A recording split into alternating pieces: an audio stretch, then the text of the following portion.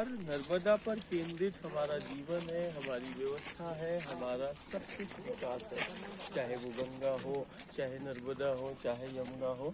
आज सारे देश और दुनिया में भीषण संक्रमण और आपदाओं का दौर चल रहा है और इस दौर में दुनिया हमारी ओर देख रही है कि क्या है इस भारत के गांव नगर में जो इन्हें इतने भीषण संक्रमण और आपदाओं के दौर में भयमुक्त जीवन प्रदान कर। ये वही शक्ति है जो हम सबको भयमुक्त जीवन प्रदान करती है।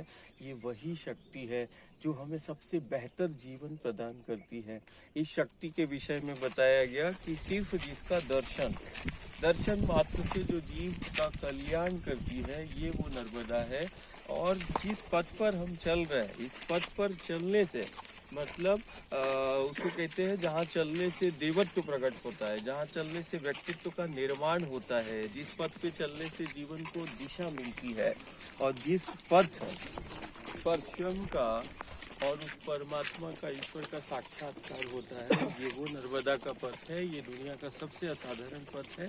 जैसा अभी हम 1300 वर्षों से इसी पथ पर 1300 दिनों में हम इसी पथ पर चल रहे हैं और देखो ये नर्मदा की हवा, ये वायु, कि बिना जल के ही हमारा चलना हो रहा है। ये विश्व धरोहर है और ये कहीं ना कहीं ये हमारा व्रत, हमारी साधना, ये देश और दुनिया को सिर्फ यही हमारा संदेश है कि कहीं ना कहीं इस विश्व धरोहर को, इस माँ नर्मदा से वो प्रत्येक घर परिवार जुड़े और सबसे बेहतर अपने जीवन को जिए। इतना कठिन निराहार का संकल्प क्यों रखा आपने? अब दुनिया के लिए ये कठिन है, लेकिन हमारे लिए सबसे सहज है, कारण हमारे पास माँ नर्मदा है और हम माँ नर्मदा पर केंद्रित हमारा जीवन है, इस प्रकृति पर केंद्रित जीवन है।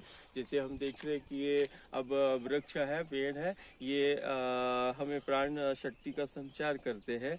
इनसे हवा है, इन्हीं हवा से जो है वो असीम ऊर्जा, मतलब चिकित्सकों हमने कल बात की, उन्होंने कहा मेडिकल साइंस के लिए एक चुनौती है दादा गुरु। तो कर आप पिछले 24 घंटे से प्रशासन की निगरानी में है, चिकित्सकों की निगरानी में है।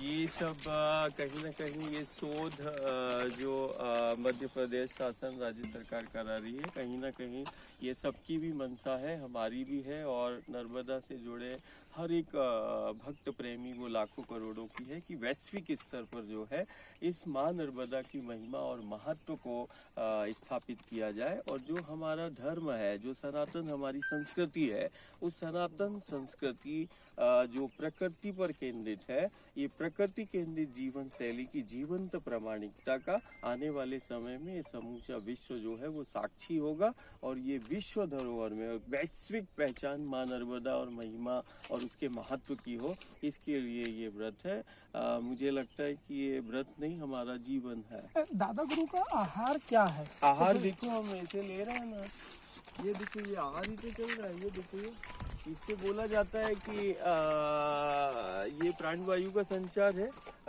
ये पेड़ जो है इन वायु में जो है असाधारण ऊर्जा है। जैसे बच्चा आहार करता है, अन्न और दूध का प्रयोग करता है, वैसे ही हम वायु से और माँ के इस जल से जो है हमारे लिए 42 डिग्री टेम्परेचर लगभग हो चुका है, करीब 10 किलोमीटर पैदल आ रहे हैं। आपको जरा से भी न पसीना दिख रहा है, न सिकन दिख रहा है, न थकान दिख रही, जबकि दूसरे लोग पसीने से तरबतर हो गए। यही है नर्मदा का। और इस प्रकृति के निकट और प्रकृति के समीप जो है वो सबसे बेहतर है। कहते हैं ना, जो प्रकृति के निकट है, जो माँ के निकट है, वो कभी तनाव निराशा में नहीं हो सकता है। दूसरा, उसको कभी थकान नहीं हो सकती है। इन्हीं पेड़ों से, जिससे हम प्राणवायु का व्यक्ति संचार करता है, यही पेड़ जो है असीम ऊर्जा के केंद्र। निराहार का संकल्प कब आपने शुरू किया था और आज कितना दिन हो गया? अभी तक 1300 दिनों से ज़्यादा हो गया, 1300 दिनों से ज़्यादा हो गया। और अभी पिछले बार नर्मदा परिक्रमा ये जो माइकी थी, ये तो अब हम चलते समय जल का भी प्रयोग नहीं करते। जैसे आप देख रहे हैं, हम वायु पर भी चलते हैं, तो वायु ही हमारा आहार है।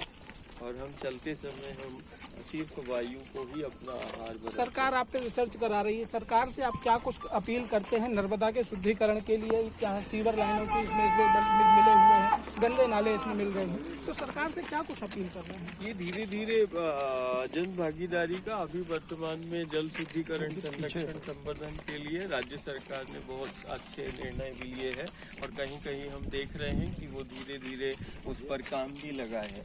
ये कहीं ना कहीं संरक्षण संवर्धन की यदि हम बात करें तो मिल के समाज को, सत्ता को और शासन को जो है मिलकर कहीं ना कहीं सामूहिक प्रयास करना होगा, अपने योगदान को सुनिश्चित करना होगा।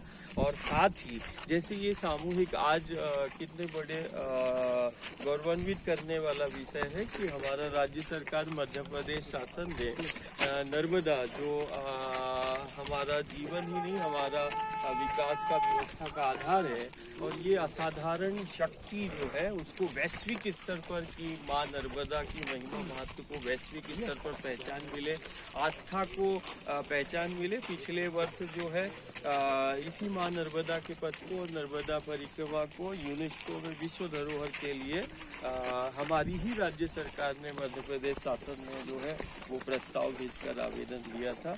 और कहीं ना कहीं ये जो हमारा जीवन है जिसको आप साधना बोल रहे, व्रत बोल रहे, ये व्रत कहीं ना कहीं उस माँ की महिमा और महत्व को वैश्विक स्तर पर स्थापित करने में ये आधार होगा।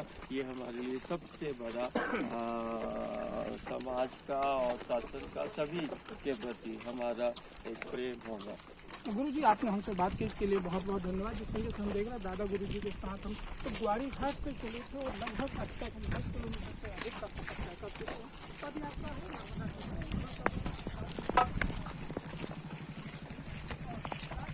जय